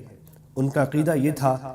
کہ صرف انہی کی نسل اللہ کے منتخب اور لاڈلے بندوں پر مشتمل ہے، ان کے خاندان سے باہر کا کوئی آدمی اللہ کے انعامات کا مستحق نہیں ہے۔ آج بھی یہودیوں کا یہی عقیدہ ہے، اسی لیے یہودی مذہب ایک نسل پرست مذہب ہے، اور اس نسل کا باہر کا کوئی شخص یہودی مذہب اختیار کرنا بھی چاہے تو یا اختیار کر ہی نہیں سکتا یا ان حقوق کا مستحق نہیں ہو سکتا جو ایک نسلی یہودی کو حاصل ہے۔ اس آیت نے واضح فرمایا کہ حق کسی ایک نسل میں محدود نہیں ہے، اصل اہمیت ایمان اور نیک عمل کو حاصل ہے۔ جو شخص بھی اللہ اور آخرت پر ایمان لانے اور عمل صالح کی بنیادی شرطیں پوری کر دے گا، خواہ وہ پہلے کسی بھی مذہب یا نسل سے تعلق رکھتا ہو، اللہ کے نزدیک اجر کا مستحق ہوگا۔ یہودیوں اور نصرانیوں کے علاوہ عرب میں کچھ ستارہ پرست لوگ رہتے تھے جنہیں سابی کہا جاتا تھا، اس لیے ان کا بھی ذکر کیا گیا ہے۔ یہاں یہ بھی واضح رہے کہ اللہ پر ایمان لانے میں اس کے تمام رسولوں پر ایمان لانا بھی داخل ہے، لہٰذا نجات پانے کے لیے رسول اکرم صلی اللہ علیہ وسلم پر ایمان لانا بھی ضروری ہے۔ چنانچہ پیچھے آیت 40-41 میں اسی لیے تمام بنی اسرائیل کو حضرت صلی اللہ علیہ وآلہ وسلم پر ایمان لانے کا حکم دیا گیا۔ جب حضرت موسیٰ علیہ السلام تورات لے کر آئے تو بنی اسرائیل نے دیکھا کہ اس کے بعض احکام بہت سخت ہیں، اس لیے اس سے بچنے کے بہانے تلاش کرنے شروع کر دیے۔ پہلے تو انہوں نے کہا کہ اللہ تعالی ہم سے خود کہے کہ تورات پر عمل کرنا ضروری ہے۔ مطالبہ اگرچہ نامعقول تھا مگر ان پر حجت تمام کرنے کے لیے ان میں سے 70 آدمی منتخب کر کے حضرت موسیٰ علیہ السلام کے ساتھ کوہ طور پر بھیجے گئے، جیسا کہ قرآن کریم نے سورہ اعراف میں بیان فرمایا ہے، جن کو اللہ تعالیٰ نے براہ راست تورات پر عمل کا حکم دیا۔ مگر جب یہ واپس لوٹے تو انہوں نے اپنی قوم کے سامنے تصدیق تو کی کہ اللہ تعالیٰ نے تورات پر عمل کا حکم دیا ہے، لیکن ایک بات اپنی طرف سے بڑھا دی کہ اللہ تعالیٰ نے یہ بھی فرمایا ہے کہ جتنا تم سے ہو سکے اتنا عمل کر لینا، لیکن جو نہ ہو سکے وہ ہم معاف کر دیں گے۔ چنانچہ تورات کے جس حکم میں بھی انہیں کچھ مشکل نظر آتی وہ یہ بہانہ تراش لیتے کہ یہ حکم بھی اسی چھوٹ میں داخل ہے۔ اس موقع پر اللہ تعالیٰ نے کوہ طور ان کے سروں پر بلند کر دیا کہ تورات کے تمام احکام کو تسلیم کرو۔ جب انہیں یہ اندیشہ ہوا کہ کہیں پہاڑ ان پر گرا نہ دیا جائے تب ان لوگوں نے تورات کو ماننے اور اس پر عمل کرنے کا عہد کیا۔ اس آیت میں اسی واقعے کی طرف اشارہ ہے۔ کوہ طور کو ان کے سروں پر بلند کرنے کی یہ صورت بھی ممکن ہے کہ پہاڑ کو اپنی جگہ سے ہٹا کر ان کے سروں پر معلق کر دیا گیا ہو، جیسا کہ حافظ ابن جریر رحمۃ اللہ علیہ نے متعدد تابعین سے نقل کیا ہے، اور ظاہر ہے کہ اللہ تعالیٰ کی قدرت سے یہ کچھ بھی بعید نہیں ہے۔ اور یہ بھی ممکن ہے کہ کوئی اور ایسی صورت فرما دی گئی ہو کہ ان لوگوں کو ایسا محسوس ہو کہ پہاڑ ان پر آ گرے گا، مثلاً کوئی زلزلہ آ گیا ہو جس سے انہیں ایسا لگا ہو کہ پہاڑ گرنے والا ہے۔ چنانچہ سورہ اعراف میں اس واقعے کے بارے میں الفاظ یہ ہیں: وَإِذَا انتَقْنَا الْجَبَلَ فَوْقَهُمْ كَأَنَّهُ ذلۃ وظنوا انہ واقع بہم۔ اس میں لفظ نطق استعمال ہوا جس کے معنی لغت میں زور زور سے ہلانے کے آتے ہیں، لہٰذا آیت کا یہ ترجمہ بھی ممکن ہے کہ جب ہم نے پہاڑ کو ان کے اوپر زور سے اس طرح ہلایا کہ ان کو یہ گمان ہوا کہ وہ ان پر گر پڑے گا۔ یہاں یہ بات واضح رہے کہ کسی شخص کو ایمان قبول کرنے پر تو زبردستی مجبور نہیں کیا جا سکتا، لیکن جب ایک شخص ایمان لے آئے تو اسے نافرمانی پر سزا بھی دی جا سکتی ہے اور ڈرا دھمکا کر حکم ماننے پر آمادہ بھی کیا جا سکتا ہے۔ بنی اسرائیل چونکہ ایمان پہلے ہی لا چکے تھے، اس لیے ان کو اللہ کے عذاب سے ڈرا کر فرما برداری پر آمادہ کیا گیا۔ سنیچر کو عربی اور عبرانی زبان میں سبت کہتے ہیں۔ یہودیوں کے لیے اسے ایک مقدس دن قرار دیا گیا تھا جس میں ان کے لیے معاشی سرگرمیاں ممنوع تھیں۔ جن یہودیوں کا یہاں ذکر ہے وہ غالباً حضرت داؤد علیہ السلام کے زمانے میں کسی سمندر کے کنارے رہتے تھے اور مچھلیاں پکڑا کرتے تھے۔ سنیچر کے دن مچھلیاں پکڑنا ان کے لیے ناجائز تھا، مگر شروع میں انہوں نے کچھ ہیلے کر کے اس حکم کی خلاف ورزی کرنی چاہی اور پھر کھلم کھلا مچھلیاں پکڑنا شروع کر دی۔ کچھ نیک لوگوں نے انہیں سمجھایا مگر وہ باز نہ آئے۔ بالآخر ان پر عذاب آیا اور ان کی صورتیں مسخ کر کے انہیں بندر بنا دیا گیا۔ اس واقعے کی تفصیل سورہ اعراف میں آنے والی ہے۔ جیسا کہ نیچے آیت 72 میں آ رہا ہے، یہ حکم ایک مقتول کا قاتل دریافت کرنے کے لیے دیا گیا تھا، اس لیے بنی اسرائیل نے اس کو مذاق سمجھا کہ گائے ذبح کرنے سے قاتل کیسے معلوم ہوگا۔ مطلب یہ ہے کہ شروع میں جب انہیں گائے ذبح کرنے کا حکم ہوا تھا تو کسی خاص قسم کی گائے نہیں بتائی گئی تھی، چنانچہ وہ کوئی بھی گائے ذبح کر دیتے تو حکم پورا ہو جاتا، لیکن انہوں نے خواہ مخواہ کھود کریت شروع کر دی، جس کے نتیجے میں اللہ تعالیٰ نے بھی نت نئی شرطیں عائد فرمائی اور ایسی گائے تلاش کرنا مشکل ہو گیا جو ان شرطوں کو پورا کرتی ہو، یہاں تک کہ ایک مرحلے پر ایسا محسوس ہونے لگا کہ شاید وہ ایسی گائے تلاش کر کے ذبح کرنے کے قابل نہ ہو۔ اس واقعے میں یہ سبق یہ دیا گیا ہے کہ بلا وجہ غیر ضروری کھوج میں پڑنا ٹھیک نہیں، جو بات جتنی سادہ ہو اس پر اتنی ہی سادگی سے عمل کر لینا چاہیے۔ اس واقعے کی تفصیل تاریخی روایات میں یہ آئی ہے کہ بنی اسرائیل کے ایک شخص نے اپنے بھائی کو اس کی میراث حاصل کرنے کی خاطر قتل کیا اور اس کی لاش سڑک پر ڈال دی، پھر خود ہی حضرت موسیٰ علیہ السلام کے پاس شکایت لے کر پہنچ گیا کہ قاتل کو پکڑ کر سزا دی جائے۔ اس موقع پر حضرت موسیٰ علیہ السلام نے اللہ تعالیٰ کے حکم سے انہیں گائے ذبح کرنے کا کہا جس کے اوپر واقعہ گزرا ہے۔ جب گائے ذبح ہو گئی تو آپ نے فرمایا کہ گائے کا کوئی عضو اٹھا کر مقتول کی لاش پر مارو تو وہ زندہ ہو کر قاتل کا نام بتا دے گا۔ چنانچہ ایسا ہی ہوا اور اس طرح قاتل کا پول کھل گیا اور وہ پکڑا گیا۔ قاتل کی دریافت کے لیے یہ طریقہ اختیار کرنے کا ایک فائدہ تو یہ ہوا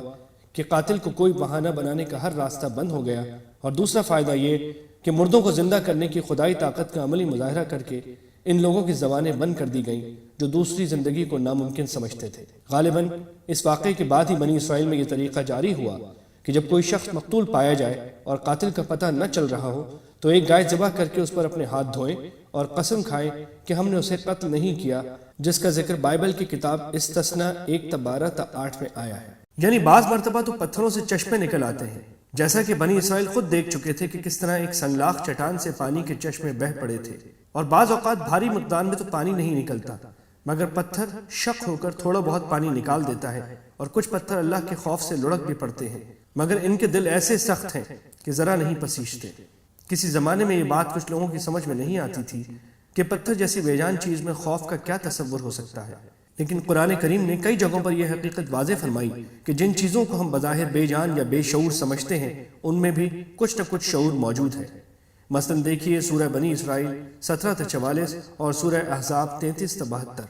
لہٰذا اگر اللہ تعالیٰ یہ فرما رہا ہے کہ کچھ پتھر اللہ کے خوف سے لڑک جاتے ہیں تو اس میں کوئی تعجب کی بات نہیں۔ آج تو سائنس بھی رفتہ رفتہ اس نتیجے پر پہنچ رہی ہے کہ جمادات میں بھی نمو اور شعور کی کچھ نہ کچھ صلاحیت موجود ہے۔ تورات میں آخر زمانے میں آنے والے نبی کی جو پیشن گوئیاں موجود تھیں وہ تمام تر نبی کریم صلی اللہ علیہ وسلم پر صادق آتی تھیں۔ بعض منافق یہودی جو مسلمانوں کے سامنے اپنے آپ کو مسلمان ظاہر کرتے تھے یہ پیشن گوئیاں مسلمانوں کو سنا دیتے تھے، اس پر دوسرے یہودی تنہائی میں ان کو ملامت کرتے تھے کہ مسلمان ان پیشن گوئیوں کو جان لیں گے تو قیامت میں ہمارے خلاف استعمال کریں گے اور ہمارے پاس ان کا کوئی جواب نہ ہوگا۔ ظاہر ہے کہ یہ انتہائی بے وقوفی کی بات تھی، کیونکہ اگر مسلمانوں سے یہ پیشن گوئیاں چھپا بھی لی جائیں تو اللہ سے تو نہیں چھپ سکتی۔ یہاں قرآن کریم نے ترتیب یہ رکھی کہ پہلے ان یہودی علماء کا ذکر فرمایا ہے جو تورات میں جان بوجھ کر رد و بدل کرتے تھے، پھر ان ان پڑھ یہودیوں کا جنہیں تورات کا علم تو تھا نہیں مگر انہیں مذکورہ بالا علماء نے ان جھوٹی آرزوؤں میں مبتلا کر رکھا تھا کہ سارے یہودی اللہ کے لاڈلے ہیں اور وہ باہر صورت جنت میں جائیں گے، ان کا سارا علم اسی قسم کے گمانوں پر مشتمل تھا۔ چونکہ ان کے اس گمان کی بنیادی وجہ علماء کی تحریفات تھی، اس لیے آیت 86 میں ان کی تباہی کا خاص طور پر ذکر فرما دیا گیا ہے۔ بدی کے گھیرے میں لینے کا مطلب یہ ہے کہ وہ کسی ایسے گناہ کا ارتکاب کرے جس کے بعد کوئی نیک عمل آخرت میں کارآمد نہ ہو، اور وہ گناہ کفر اور شرک ہے۔ اس کا پس منظر یہ ہے کہ مدینہ منورہ میں یہودیوں کے 2 قبیلے آباد تھے،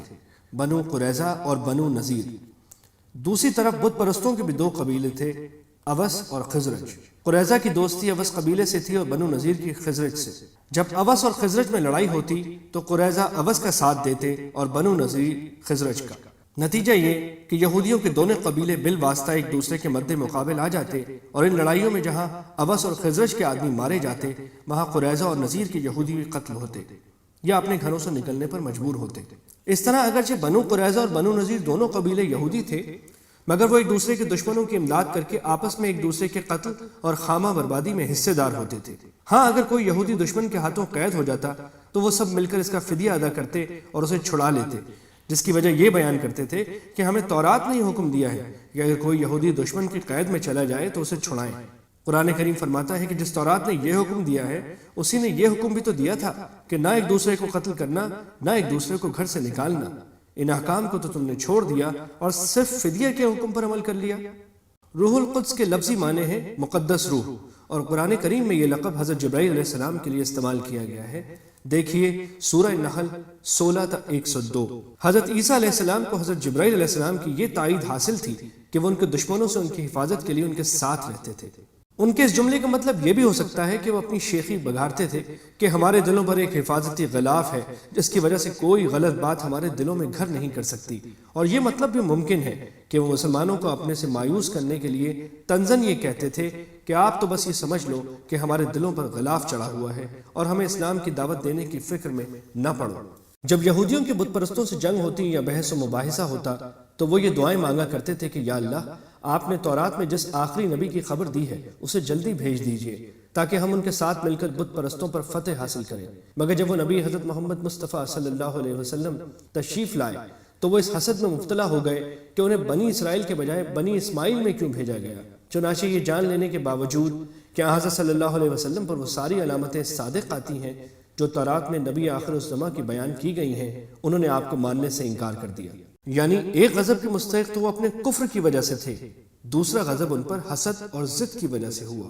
اس واقعے کی تفصیل اسی صورت میں پیچھے آیت نمبر 63 کے حاشیے میں گزر چکی ہے، اور بچڑے کا واقعہ آیت 51 کے تحت۔ یہ بھی قرآن کریم کی طرف سے ایک چیلنج تھا جسے قبول کر لینا ان کے لیے کچھ بھی مشکل نہ تھا۔ وہ بآسانی کم از کم زبان سے علل اعلان موت کی تمنا کر کے دکھا سکتے تھے، لیکن چونکہ وہ جانتے تھے کہ یہ خدائی چیلنج ہے، اس لیے ایسی تمنا کا اظہار انہیں فوراً قبر میں پہنچا دے گا، اس لیے کسی نے ایسی جرت نہیں کی۔ بعض یہودیوں نے حضرت صلی اللہ علیہ وسلم سے کہا تھا کہ آپ کے پاس جبرائیل علیہ السلام وحی لاتے ہیں، وہ چونکہ ہمارے لیے بڑے سخت احکام لایا کرتے تھے اس لیے ہم انہیں اپنا دشمن سمجھتے ہیں، اگر کوئی اور فرشتہ وحی لا رہا ہوتا تو ہم کچھ غور کر سکتے تھے۔ یہ آیت اس کے جواب میں نازل ہوئی ہے، اور جواب کا حاصل یہ ہے کہ جبرائیل علیہ السلام تو محض پیغام پہنچانے والے ہیں، جو کچھ لاتے ہیں اللہ کے حکم سے لاتے ہیں، لہٰذا نہ ان سے دشمنی کی کوئی معقول وجہ ہے اور نہ اس کی وجہ سے اللہ کے کلام کو رد کرنے کے کوئی معنی ہے۔ ان آیات میں اللہ تعالیٰ نے یہودیوں کے ایک اور بدعملی کی طرف اشارہ فرمایا ہے، اور وہ یہ کہ جادو ٹونے کے پیچھے لگنا شرعاً ناجائز تھا،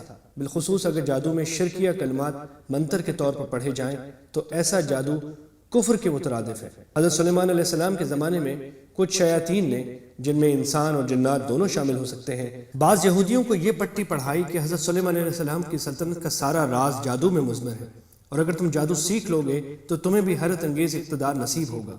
چنانچہ یہ لوگ جادو سیکھنے اور اس پر عمل کرنے میں لگ گئے، حالانکہ جادو پر عمل کرنا نہ صرف ناجائز تھا بلکہ اس کی بعض قسمیں کفر تک پہنچتی تھی۔ دوسرا غضب یہودیوں نے یہ کیا کہ خود حضرت سلیمان علیہ السلام کو جادوگر قرار دے کر ان کے بارے میں یہ مشہور کر دیا کہ انہوں نے آخری عمر میں بتوں کو پوجنا شروع کر دیا تھا۔ ان کے بارے میں یہ جھوٹی داستانیں انہوں نے اپنی مقدس کتابوں میں شامل کر دیں جو آج تک بائبل میں درج چلی آتی ہیں۔ چنانچہ بائبل کی کتاب سلاطین اول 1 تا 11 تا 21 میں ان کے معاذ اللہ مرتد ہونے کا بیان آج بھی موجود ہے۔ قرآن کریم نے اس آیت میں حضرت سلیمان علیہ السلام پر اس ناپاک بہتان کی تردید فرمائی ہے۔ اس سے یہ بات بھی واضح ہو جاتی ہے کہ جن لوگوں نے قرآن کریم پر یہ الزام لگایا ہے کہ وہ یہودیوں اور عیسائیوں کی کتابوں سے ماخوذ ہے، وہ کتنا غلط الزام ہے۔ یہاں قرآن کریم صریح الفاظ میں یہود و نصارہ کی کتابوں کی تردید کر رہا ہے۔ حقیقت تو یہ ہے کہ حضرت صلی اللہ علیہ وسلم کے پاس ایسا کوئی ذریعہ نہیں تھا جس سے وہ یہ خود معلوم کر سکتے کہ یہودیوں کی کتابوں میں کیا لکھا ہے۔ اس بات کا علم آپ کو وحی کے سوا کسی اور راستے سے نہیں ہو سکتا تھا، لہٰذا یہ آیت بذات خود آپ کے صاحب وحی رسول ہونے کی واضح دلیل ہے کہ آپ نے نہ صرف یہ بتلایا کہ یہودیوں کی کتابوں میں حضرت سلیمان علیہ السلام پر کیا بہتان لگایا گیا ہے، بلکہ اس قدر جم کر اس کی تردید فرمائی ہے۔ بابل عراق کا مشہور شہر تھا۔ ایک زمانے میں وہاں جادو کا بڑا چرچا ہو گیا تھا اور یہودی بھی اس ناجائز کام میں بری طرح ملوث ہو گئے تھے۔ انبیاء کرام اور دوسرے نیک لوگ انہیں جادو سے منع کرتے تو وہ بات نہیں مانتے تھے۔ اس سے بھی خطرناک بات یہ تھی کہ لوگوں نے جادوگروں کے شعبدوں کو معجزے سمجھ کر انہیں اپنا دینی مقتدی بنا لیا تھا۔ اس موقع پر اللہ تعالیٰ نے اپنے دو فرشتے جن کا نام ہاروت اور ماروت تھا دنیا میں انسانی شکل میں بھیجے تاکہ وہ لوگوں کو جادو کی حقیقت سے آگاہ کریں اور یہ بتائیں کہ خدائی معجزات سے ان کا کوئی تعلق نہیں۔ معجزہ براہ راست اللہ تعالیٰ کا فعل ہے جس میں کسی ظاہری سبب کا کوئی دخل نہیں ہوتا۔ اس کے برعکس جادو کے ذریعے جو کوئی شعبدہ دکھایا جاتا ہے وہ اسی عالم اسباب کا ایک حصہ ہے۔ یہ بات واضح کرنے کے لیے ان فرشتوں کو جادو کے مختلف طریقے بھی بتانے پڑتے تھے تاکہ یہ دکھایا جا سکے کہ کس طرح وہ سبب اور مسبب کے رشتے سے منسلک ہے۔ لیکن جب وہ ان طریقوں کی تشریح کرتے تو ساتھ ساتھ لوگوں کو متنبہ بھی کر دیتے تھے کہ یاد رکھو یہ طریقے ہم اس لیے نہیں بتا رہے کہ تم ان پر عمل شروع کر دو، بلکہ اس لیے بتا رہے ہیں کہ تم پر جادو اور معجزے کا فرق واضح ہو اور تم جادو سے پرہیز کرو۔ اس لحاظ سے ہمارا وجود تمہارے لیے ایک امتحان ہے کہ ہماری باتوں کو سمجھ کر تم جادو سے پرہیز کرتے ہو یا ہم سے جادو کے طریقے سیکھ کر ان پر عمل شروع کر دیتے ہو۔ یہ کام انبیاء کے بجائے فرشتوں سے بظاہر اس بنا پر لیا گیا کہ جادو کے فارمولے بتانا خواہ وہ صحیح مقصد سے کیوں نہ ہو انبیاء کرام کو زیب نہیں دیتا تھا۔ اس کے برعکس فرشتے چونکہ غیر مکلف ہوتے ہیں اس لیے ان سے بہت سے تکوینی کام لیے جا سکتے ہیں۔ بہرحال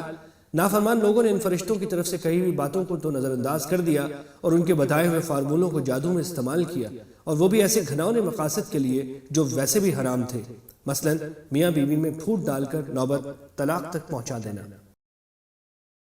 یہاں سے جملہ معترضہ کے طور پر ایک اور اصولی غلطی پر متنبہ کیا جا رہا ہے، اور وہ یہ کہ جادو پر ایمان رکھنے والے یہ سمجھتے تھے کہ جادو میں بذات خود ایسی تاثیر موجود ہے جس سے مطلوبہ نتیجہ خود بخود اللہ کے حکم کے بغیر بھی برآمد ہو جاتا ہے، گویا اللہ چاہے یا نہ چاہے وہ نتیجہ پیدا ہو کر رہے گا۔ یہ عقیدہ بذات خود کفر تھا، اس لیے یہ واضح کر دیا گیا ہے کہ دنیا کے دوسرے اسباب کی طرح جادو بھی محض ایک سبب ہے، اور دنیا میں کوئی سبب بھی اپنا مسبب یا نتیجہ اس وقت تک ظاہر نہیں کر سکتا جب تک اللہ کی مشیت اس کے ساتھ متعلق نہ ہو۔ کائنات کی کسی چیز میں بذات خود نہ کسی کو نفع پہنچانے کی طاقت ہے نہ نقصان پہنچانے کی، لہٰذا اگر کوئی ظالم کسی پر ظلم کرنا چاہتا ہے تو اللہ کی قدرت اور مشیت کے بغیر کچھ نہیں کر سکتا۔ البتہ چونکہ یہ دنیا ایک امتحان کی جگہ ہے، اس لیے یہاں اللہ کی سنت یہ ہے کہ جب کوئی شخص اللہ کی نافرمانی کرتے ہوئے کوئی گناہ کرنا چاہتا ہے یا کسی پر ظلم کرنا چاہتا ہے تو اگر اللہ تعالیٰ تکوینی مصلحت کے مطابق سمجھتا ہے تو اپنی مشیت سے وہ کام کرا دیتا ہے۔ اسی کے نتیجے میں ظالم کو گناہ اور مظلوم کو ثواب ملتا ہے، ورنہ اگر اللہ اسے اس کام کی قدرت ہی نہ دے تو امتحان کیسے ہو؟ لہٰذا جتنے گناہ کے کام دنیا میں ہوتے ہیں وہ اللہ تعالیٰ ہی کی قدرت اور مشیت سے ہوتے ہیں، اگرچہ اس کی رضامندی ان کو حاصل نہیں ہوتی۔ اور اللہ تعالیٰ کی مشیت اور اس کی رضامندی میں فرق یہی ہے کہ مشیت اچھے برے ہر کام سے متعلق ہو سکتی ہے، مگر رضامندی صرف جائز اور ثواب کے کاموں سے مخصوص ہے۔ اس آیت کے شروع میں تو یہ کہا گیا ہے کہ وہ یہ حقیقت جانتے ہیں کہ جو مشرکانہ جادو کا خریدار ہوگا اس کا آخرت میں کوئی حصہ نہیں، لیکن آیت کے آخری حصے میں فرمایا ہے کہ کاش وہ علم رکھتے، جس کا مطلب یہ ہے کہ انہیں اس حقیقت کا علم نہیں ہے۔ بظاہر دونوں باتیں متضاد لگتی ہیں، لیکن در حقیقت اس انداز بیان سے یہ عظیم سبق دیا گیا کہ نرا علم جس پر عمل نہ ہو حقیقت میں علم کہلانے کا مستحق نہیں، بلکہ وہ کل عدم ہے۔ لہٰذا اگر وہ یہ بات جانتے تو ہیں مگر ان کا عمل اس کے برخلاف ہے تو وہ علم کس کام کا؟ کاش کہ وہ حقیقی علم رکھتے تو اس پر ان کا عمل بھی ہوتا۔ مدینہ میں رہنے والے بعض یہودیوں کی ایک شرارت یہ تھی کہ وہ جب حضور اکرم صلی اللہ علیہ وسلم سے ملتے تو آپ سے کہتے تھے رائنا، عربی میں اس کے معنی ہیں ہماری رعایت فرمائیے۔ اس لحاظ سے یہ لفظ ٹھیک تھا اور اس میں گستاخی کے کوئی معنی نہ تھے، لیکن عبرانی زبان میں جو یہودیوں کی مذہبی زبان تھی اس سے ملتا جلتا ایک لفظ بد دعا اور گالی کے طور پر استعمال ہوتا تھا۔ نیز اگر اسی لفظ میں عین کو ذرا کھینچ کر بولا جائے تو وہ رعینہ بن جاتا ہے، جس کے معنی ہے ہمارے چرواہے۔ غرض یہودیوں کی اصل نیت اس لفظ کو خراب معنی میں استعمال کرنے کی تھی، لیکن چونکہ عربی میں بظاہر اس کا مطلب ٹھیک تھا، اس لیے بعض مخلص مسلمانوں نے بھی یہ لفظ بولنا شروع کر دیا۔ یہودی اس بات سے بڑے خوش ہوتے اور اندر اندر مسلمانوں کا مذاق اڑاتے تھے، اس لیے اس آیت نے مسلمانوں کو اس شرارت پر متنبہ بھی کر دیا، آئندہ اس لفظ کے استعمال پر پابندی بھی لگا دی اور یہ سبق بھی دے دیا کہ ایسے الفاظ کا استعمال مناسب نہیں ہے جن میں کسی غلط مفہوم کا احتمال ہو یا ان سے کوئی غلط فہمی پیدا ہو سکتی ہو۔ نیز اگلی آیت میں اس سارے انات کی اصل وجہ بھی بتا دی کہ در حقیقت ان کو یہ حسد ہے کہ اللہ تعالیٰ نے نبوت کی نعمت حضرت صلی اللہ علیہ وسلم کو کیوں عطا فرما دی ہے۔ رائنا کے بجائے انظرنا کا لفظ سکھایا کیونکہ اس کے معنی ہے ہم پر شفقت کی نظر فرمائیے، اس میں کسی اور معنی کا احتمال نہیں۔ اللہ تعالیٰ کی یہ سنت رہی ہے کہ مختلف زمانوں کے حالات کی مناسبت سے شریعت کے فروعی احکام میں تبدیلی فرماتے رہے ہیں۔ اگرچہ دین کے بنیادی عقائد مثلا توحید، رسالت، آخرت وغیرہ ہر دور میں ایک رہے ہیں، لیکن جو عملی احکام حضرت موسیٰ علیہ السلام کو دیے گئے تھے ان میں سے بعض حضرت عیسیٰ علیہ السلام کے دور میں تبدیل کر دیے گئے اور حضرت صلی اللہ علیہ وسلم کے زمانے میں ان میں مزید تبدیلیاں واقع ہوئیں۔ اسی طرح جب حضرت صلی اللہ علیہ وسلم کو شروع میں نبوت عطا ہوئی تو آپ کی دعوت کو مختلف مراحل سے گزرنا تھا۔ مسلمانوں کو طرح طرح کے مسائل درپیش تھے، اس لیے اللہ تعالیٰ نے احکام میں تدریج اختیار فرمائی۔ کسی وقت ایک حکم دیا، بعد میں اس کی جگہ دوسرا حکم آ گیا، جیسے کہ قبلے کے تعین میں احکام بدلے گئے، جن کی کچھ تفصیل آگے آیت 115 میں آ رہی ہے۔ فروعی احکام میں ان حکیمانہ تبدیلیوں کو اصطلاح میں نسخ کہتے ہیں۔ یہودیوں نے بالخصوص اور دوسرے کافروں نے بالعموم اس پر یہ اعتراض اٹھایا کہ اگر یہ سارے احکام اللہ تعالیٰ کی طرف سے ہیں تو ان میں یہ تبدیلیاں کیوں ہو رہی ہیں؟ یہ آیت کریمہ اس سوال کے جواب میں نازل ہوئی ہے۔ جواب کا خلاصہ یہ ہے کہ اللہ تعالیٰ اپنی حکمت کے مطابق بدلتے ہوئے حالات میں یہ تبدیلیاں کرتے ہیں، اور جو حکم بھی منسوخ کیا جاتا ہے اس کی جگہ ایسا حکم لایا جاتا ہے جو بدلے ہوئے حالات میں زیادہ مناسب اور بہتر ہوتا ہے، یا کم از کم اتنا ہی بہتر ہوتا ہے جتنا بہتر پہلا حکم تھا۔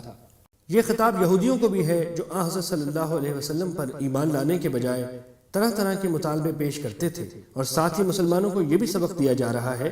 کہ جس طرح حضرت موسیٰ علیہ السلام پر ایمان لانے کے باوجود یہودی ان سے نامعقول اور غیر ضروری سوالات اور مطالبے کرتے رہے، تم ایسا نہ کرنا۔ یعنی یہودی کہتے ہیں کہ صرف یہودی جنت میں جائیں گے اور عیسائی کہتے ہیں کہ صرف عیسائی۔ اوپر یہود و نصارہ اور مشرکین عرب تینوں گروہوں کا ذکر آیا ہے۔ یہ تینوں گروہ کسی نہ کسی زمانے میں اور کسی نہ کسی شکل میں اللہ تعالیٰ کی عبادت گاہوں کی بے حرمتی کے مرتکب ہوئے ہیں۔ مثلا عیسائیوں نے شاہ تیاتوس کے زمانے میں بیت المقدس پر حملہ کر کے اسے تاخت و تاراج کیا۔ ابرہہ نے جو عیسائی ہونے کا مدعی تھا بیت اللہ پر حملہ کر کے اسے ویران کرنے کی کوشش کی۔ مشرکین مکہ مسلمانوں کو مسجد حرام میں نماز پڑھنے سے روکتے رہے، اور یہودیوں نے بیت اللہ کے تقدس سے انکار کر کے عملاً لوگوں کو اس کی طرف رخ کرنے سے روکا۔ قرآن کریم فرماتا ہے کہ ایک طرف ان میں سے ہر ایک کا دعویٰ یہ ہے کہ تنہا وہی جنت کا حقدار ہے، اور دوسری طرف ان کی حالت یہ ہے کہ وہ اللہ کی عبادت میں رکاوٹ ڈالنے یا عبادت گاہوں کو ویران کرنے کے در پہ رہے ہیں۔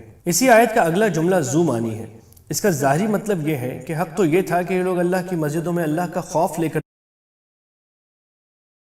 داخل ہوتے، نہ یہ کہ متکبرانہ انداز میں انہیں ویران کریں یا لوگوں کو وہاں اللہ کی عبادت سے روکیں۔ لیکن ساتھ ہی ساتھ اس میں یہ لطیف اشارہ بھی ہو سکتا ہے کہ ان قریب وہ وقت آنے والا ہے جب یہ متکبر لوگ اللہ کی مسجدوں سے لوگوں کو روک رہے ہیں، حق پرستوں کے سامنے ایسے مغلوب ہوں گے کہ انہیں خود ان جگہوں پر ڈر ڈر کر داخل ہونا پڑے گا۔ چنانچہ فتح مکہ کے موقع پر کفار مکہ کے ساتھ یہی صورت پیش آئی۔ اوپر جن تین گروہوں کا ذکر ہوا ہے ان کے درمیان ایک اختلاف قبلے کا بھی تھا۔ اہل کتاب بیت المقدس کی طرف رخ کرتے تھے اور مشرکین بیت اللہ کو قبلہ سمجھتے تھے۔ مسلمان بھی اسی کی طرف رخ کر کے نماز پڑھتے تھے، اور یہ بات یہودیوں کو ناگوار تھی۔ ایک مختصر عرصے کے لیے مسلمانوں کو بیت المقدس کی طرف رخ کرنے کا حکم دیا گیا تو یہودیوں نے خوشی کا اظہار کیا کہ دیکھو مسلمان ہماری بات ماننے پر مجبور ہو گئے۔ پھر دوبارہ بیت اللہ کو مستقل قبلہ بنا دیا گیا، جس کی تفصیل انشاءاللہ اگلے پارے کے شروع میں آنے والی ہے۔ یہ آیت بظاہر اس موقع پر نازل ہوئی ہے جب مسلمان بیت المقدس کی طرف رخ کر کے نماز پڑھ رہے تھے۔ بتلانا یہ مقصود ہے کہ کوئی بھی سمت اپنی ذات میں کسی تقدس کی حامل نہیں، مشرق و مغرب سب اللہ کی مخلوق اور اسی کے تابع فرمان ہے۔ اللہ تعالیٰ کسی ایک جہت میں محدود نہیں، وہ ہر جگہ موجود ہے۔ چنانچہ وہ جس سمت کی طرف رخ کرنے کا حکم دے دے، بندوں کا کام یہ ہے کہ اسی حکم کی تعمیل کریں۔ یہی وجہ ہے کہ اگر کوئی شخص کسی ایسی جگہ ہو جہاں قبلے کی صحیح سمت پتہ نہ چل رہی ہو تو وہاں وہ اپنے اندازے سے جس سمت کو قبلہ سمجھ کر نماز پڑھے گا، اس کی نماز ہو جائے گی، یہاں تک کہ اگر بعد میں پتہ چلے کہ جس رخ پر نماز پڑھی ہے وہ صحیح رخ نہیں تھا، تب بھی نماز دہرانے کی ضرورت نہیں ہے، کیونکہ اس شخص نے اپنی طاقت کے مطابق اللہ کے حکم کی تعمیل کر لی۔ دراصل کسی بھی جگہ یا کسی بھی سمت میں اگر کوئی تقدس آتا ہے تو اللہ تعالیٰ کے حکم کی وجہ سے آتا ہے، لہٰذا اگر اللہ تعالیٰ قبلے کے تعین میں اپنے احکام بدل رہا ہے تو اس میں کسی فریق کی ہار جیت کا سوال نہیں۔ یہ تبدیلی یہی دکھانے کے لیے آ رہی ہے کہ کوئی سمت اپنی ذات میں مقصود نہیں، مقصود اللہ تعالیٰ کے حکم کی پیروی ہے۔ اگر آئندہ اللہ تعالیٰ دوبارہ بیت اللہ کی طرف رخ کرنے کا حکم دے دے تو یہ بات نہ قابل تعجب ہونی چاہیے نہ قابل اعتراض۔ عیسائی تو حضرت عیسیٰ علیہ السلام کو خدا کا بیٹا کہتے ہی ہیں، بعض یہودی بھی حضرت عزیر علیہ السلام کو خدا کا بیٹا کہتے تھے، اور مشرکین مکہ فرشتوں کو اللہ کی بیٹیاں کہا کرتے تھے۔ یہ آیت ان سب کی تردید کر رہی ہے، مطلب یہ کہ اولاد کی ضرورت اسے ہو سکتی ہے جو دوسروں کی مدد کا محتاج ہو۔ اللہ تعالیٰ تو پوری کائنات کا مالک ہے اور اسے کسی کام میں کسی کی مدد کی ضرورت نہیں، پھر وہ اولاد کا محتاج کیوں ہو؟ اسی دلیل کو اگر منطقی پیرائے میں بیان کیا جائے تو وہ اس طرح ہوگی کہ اولاد اپنے باپ کا جز ہوتی ہے اور ہر کل اپنے جز کا محتاج ہوتا ہے۔ اللہ تعالیٰ چونکہ ہر احتیاج سے پاک ہے، اس لیے اس کی ذات بسیط ہے جسے کسی جز کی حاجت نہیں، لہٰذا اس کی طرف اولاد منسوب کرنا اسے محتاج قرار دینے کے مترادف ہے۔ اگرچہ حضور رسالت مآب صلی اللہ علیہ وسلم سے یہ بات ناقابل تصور تھی کہ آپ کفار کی خواہشات کے پیچھے چلیں، لیکن اس آیت نے فرض محال کے طور پر یہ بات کہہ کر اصول یہ بتلا دیا کہ اللہ کے نزدیک شخصیات کی اہمیت ان کی ذات کی وجہ سے نہیں بلکہ اللہ کی اطاعت کی وجہ سے ہوتی ہے۔ حضرت صلی اللہ علیہ وسلم ساری مخلوقات میں سب سے افضل اسی بنا پر ہے کہ اللہ کے سب سے زیادہ فرما بردار ہیں۔ بنی اسرائیل میں جہاں سرکش لوگ بڑی تعداد میں تھے، وہاں بہت سے لوگ ایسے مخلص بھی تھے جنہوں نے تورات اور انجیل کو صرف پڑھا ہی نہیں تھا بلکہ اس کے تقاضوں پر عمل کرتے ہوئے حق کی ہر بات کو قبول کرنے کے لیے اپنے سینوں کو کشادہ کر رکھا تھا۔ چنانچہ جب ان کو حضرت صلی اللہ علیہ وسلم کی دعوت پہنچی تو انہوں نے کسی عناد کے بغیر اسے قبول کر لیا۔ اس آیت میں ان حضرات کی تعریف کی گئی ہے اور سبق یہ دیا گیا ہے کہ کسی آسمانی کتاب کی تلاوت کا حق یہ ہے کہ اس کے تمام احکام کو دل سے مان کر ان کی تعمیل کی جائے۔